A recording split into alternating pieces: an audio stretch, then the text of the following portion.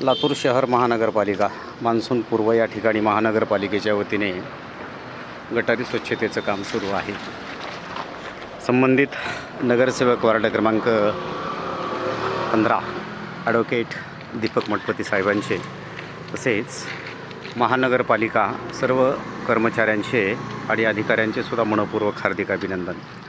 लातूरमधील सर्वसामान्य जनतेला महानगरपालिकेकडनं अपेक्षित जास्तीत जास्त काय आहे तर रस्ते व्यवस्थित असावेत, गटारीची स्वच्छता असावी, सांडपाण्याची व्यवस्था असावी इत्यादी अपेक्षित आहे। बाकी